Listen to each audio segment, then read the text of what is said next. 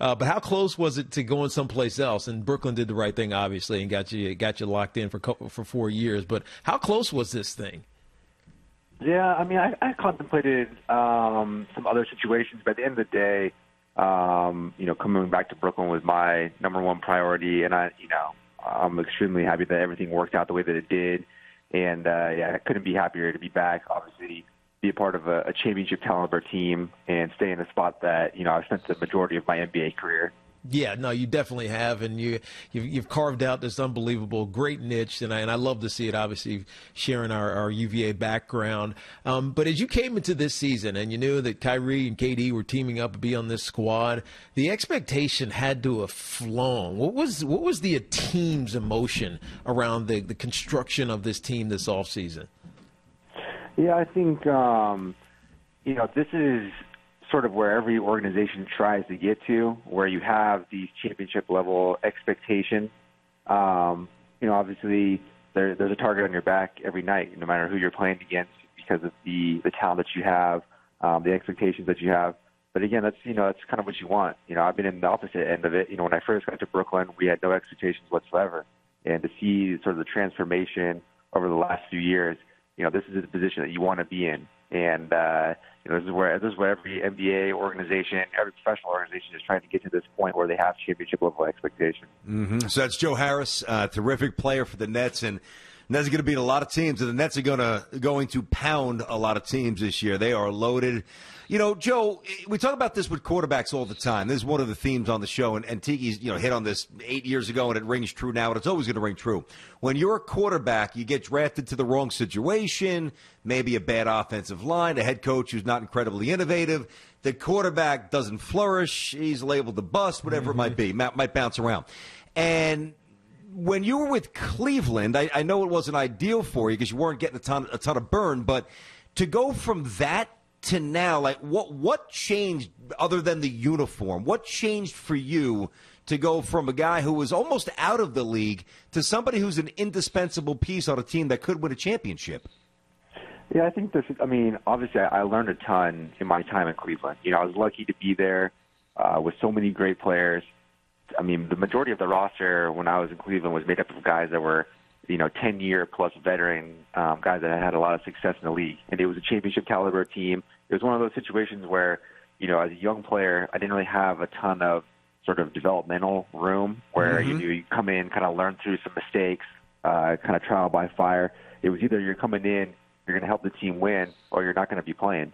And, it kind of limited my opportunities a little bit. But again, I learned a lot, though, just by watching, seeing how these guys conducted themselves, kind of taking it all in. And then I was fortunate enough to have a situation like Brooklyn where I kind of came in with a lot of other young players all trying to figure out, how to make it in the league, and young coach as well. But we learned through our mistakes, sort of that trial by fire where we were thrown into it right away.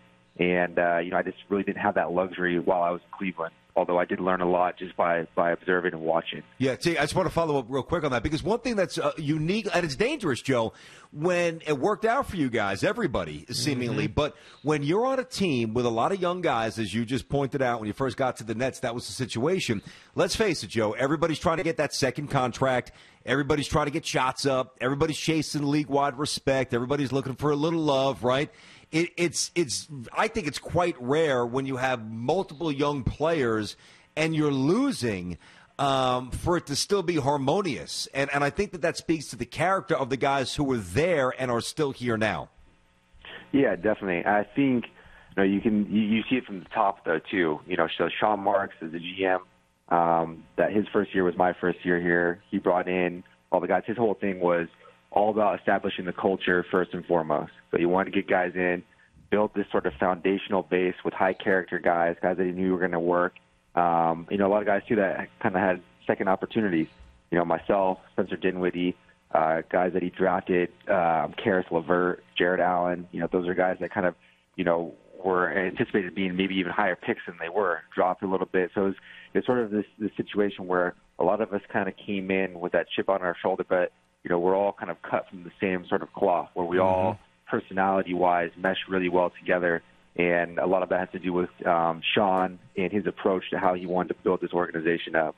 Gotcha. Talking shop with Brooklyn's own Joe Harris of the Nets, and he's with us here on Tiki and Tierney, CBS Sports Radio. Joe, let's get to the current season. Now, it's new pieces, obviously. We've talked about KD and Kyrie, and we'll get to them a little bit deeper here in a second. But Steve Nash, he's never coached in the NBA. How's he been as the head man? Now, Jacque Vaughn is still there, and Mike D'Antoni is there, obviously. And so he's getting help. But how has Steve been? It's short season already, only 2 games. But how has he been as the head coach in his first stint in it? Yeah, Steve has been great. I think, although he didn't coach or hasn't coached, the guy, he played 20 years in the league, and, he was sort of a coach on the floor for a majority of his career, being the lead point guard, a very cerebral player.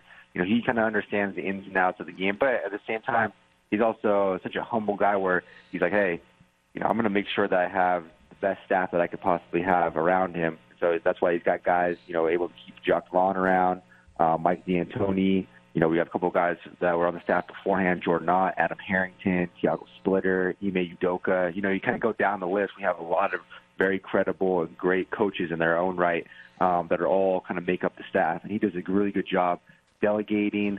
But then, also just the fact that at the end of the day, you want your head coach to really be like that point guard, though, to that general where, you understand the personalities of the team. You get everybody to be a cohesive unit, play together, play the right way.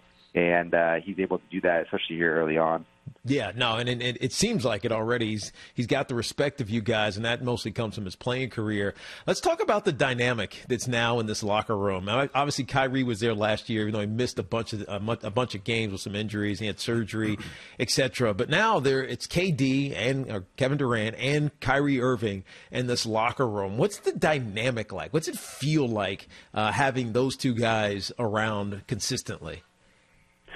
I think the dynamic is, it hasn't changed a ton because, again, these guys have really just they fit pretty seamlessly into the culture of the guys that are there already. And they've been around, too, even though Kai was hurt for a lot of last season. Obviously, Kevin missed all of last season as well, but they were around. They were with all the guys. They were with us a lot this off season. So, in terms of being able to mesh and be around with the guys, that's been sort of seamless.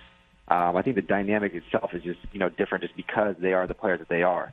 The attention that they get, whether they, care for it or not, it's just, that's the way it is. It's because they're such good players, such established players. And again, though, it kind of goes back to the whole expectations thing where, with the success and sort of the reputation that they have, the attention, all that stuff follows. But that's what you want as a player. That's what you want as a team. And, everybody's sort of learning to deal with it, but these guys have obviously had to deal with it for a lot longer. I'm Joe. I'm going to give you my take from the outside looking in, and you tell me if I'm on point or if I'm off base, all right?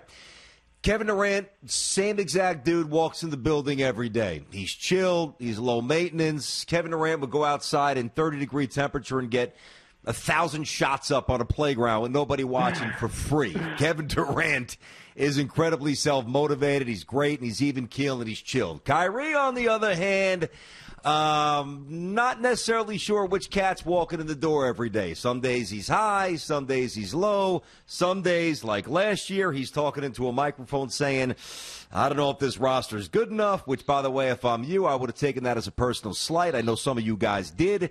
Kyrie's very different than Durant. Is it easy? I know it's early in this season, but is it easy? And is it fun being teammates with Kyrie Irving? Yeah, definitely. I think a lot of times, a lot of things that he's done has just sort of been taken out of context a little bit, because behind the closed doors is like, he really is a real consistent guy. He comes in, he busts his tail every day. He competes every day in practice. And, like all of us, it's not like we're, all hitting on all cylinders every single day. There's some days where, you might be a little off here and there. But, at the end of the day, he's a great dude, great teammate, and he comes in and competes and works hard every day. And that's all you expect out of your teammates. I in terms of just, I wouldn't say that his personality and this and that, I think a lot of that is sort of blown out of context sometimes. I think, the media, and it obviously is not even a slight against you guys or anybody in general, but I think a lot of times it is easy to take it out of context. Yeah.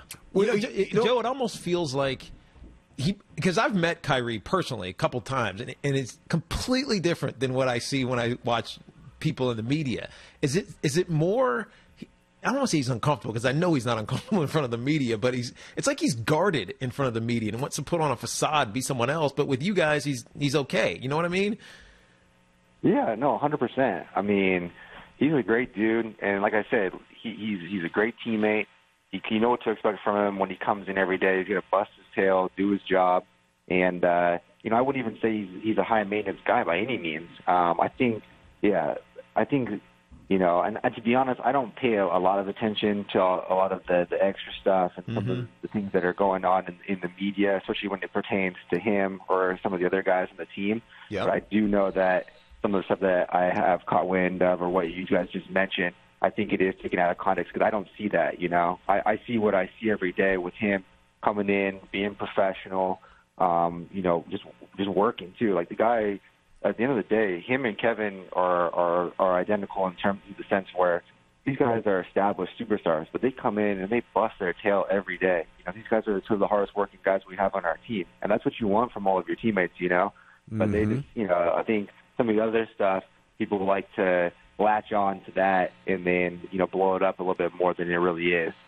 So we're talking to Joe Harris of the Nets. Joe, last night was interesting because, let's face it, if this was a conventional 82-game season and Durant not coming off the Achilles and Kyrie not getting some maintenance days, and I understand why that happens, although I do have a question for you. I just want to lay this out. If it was 82 games and these guys were able to play 78 or 79 games, you guys are going to win 60-plus games. If they're healthy and you're healthy and the other guys, LeVert, et cetera, a couple of the big guys, both Jordan and Allen, you guys are loaded. We all know that. The only thing that I worry about is because you haven't all played together, that if there's too many maintenance days and too many disruptions in the flow of you guys vibing together on a nightly basis, that would have come. I'm not worried about you beating the Knicks or the Pistons or the Cavaliers. I know the Cavs, whatever. The teams that are rebuilding. I'm worried about if there's too many maintenance days, you play the Bucks in a 7-game series, you play Miami, you play the Celtics. Is that a concern to keep those guys fresh but make sure they don't miss too much time? Yeah, I think obviously that's Steve, our performance staff. That's a lot of the stuff they're juggling right now. And, it's a big thing throughout the NBA now where, you try your best to manage guys. And I think with Kevin and Kai, they have sort of unique injury history where, you definitely don't want to run these guys into the ground. Our biggest games are going to be coming at the end of the year, and that's where you want them firing on all cylinders and being as fresh as possible. And so if you can, help that out even a little bit by, taking a game here or there, we do have the luxury of having the depth that we have where, hopefully we can pick up the slack, keep, and it's good for the guys to play without Kevin and Kai too, for other guys to try and step up, make the most of the opportunity that's presented when those guys are not on the floor. Because obviously we rely a lot on them, but there's going to be situations too where, maybe we are playing against Milwaukee in a 7-game series and Kevin and Kai are not having their best night, whatever it might be, and you need the other guys to step up. Well, this is sort of the situations where, okay, we know how to play, without these guys as well. Obviously, we hinge a lot on having both of them and, having them both produce. But you got to expect the other guys to be able to pick up the slack as well. Yeah. Now, you know what that sounded like to me, BT? Yes. Yeah, more shots. 15 shots. Hey, Joe got a technical foul last night, by the way. Joe got teed up. What are you doing, Joe? Dude, you're breaking the honor code. You can put you up for the Judice Committee. I mean, come on, Joe. Which brings me back to UVA. I got to go back here real quick just for a couple minutes before we let you go. I mean, this doesn't feel vintage UVA squad right here. And Tony Bennett's got a little bit of, I don't know, say it rebuilding because it's obviously a new team and Kie Clark is still there. He's still got some pieces. But, your early impressions on UVA, Gonzaga kind of wiped the floor with us. And I was hurting watching that game. What do you think about UVA? That was a tough game. Yeah, that was a rough one. So I think, I watched the Gonzaga game as well. And, a difficult game. But I think, Gonzaga is pretty clear cut. I think the best team in college basketball right now. Yep. And, I think it's easy kind of reminds me a little bit of the earlier point of their team last season too, where they took a couple of lumps early on, but then they end up finishing out the year one of the better teams in ACC. Unbelievable record going into the tournament. So this is sort of, this is not foreign territory for Coach Bennett or for a lot of the guys that are there. And I wouldn't be surprised if they, flip the switch and, end up winning out the rest of the season. They have that kind of talent where they're capable of doing that, and the way that they play, and I'm sure, too, with Coach Bennett, just how disciplined he is, how great of a coach he is.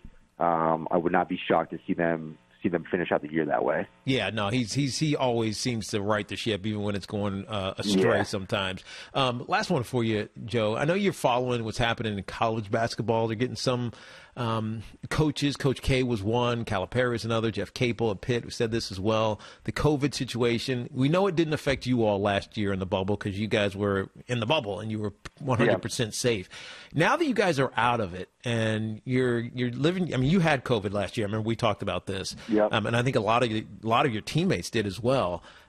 What's the fear that you guys you're going home every night, going to the gym? What's the fear right now for you all, if there is any? Well, I think for us it's the same as almost everybody else as well, where you have to take your own discipline measures with how you treat this whole situation. So for us, we're obviously traveling around and we're trying to play and keep guys healthy and and not contracting the virus.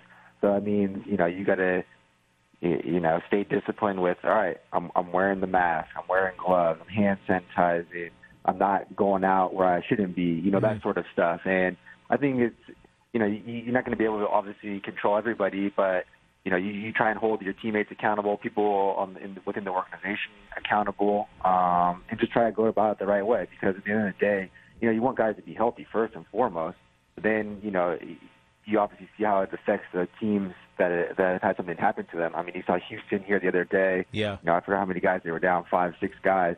No team could really afford to have that happen and expect to win games. So you've seen the balance of it throughout professional sports, throughout college sports, and I think a lot of it is just having sort of the own sort of self-awareness and ownership to have a level of accountability with yourself, but then within the organization as well.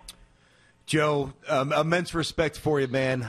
Every athlete earns it, but you really scrapped your way to that basically $75 million contract, and it wasn't an easy road, but you are an important piece on one of the high-profile teams and one of the few teams in the league that really has a chance to win a championship. So the Nets a must-watch. We're watching. Good rap, and I'll let Tiki say goodbye officially from who to who.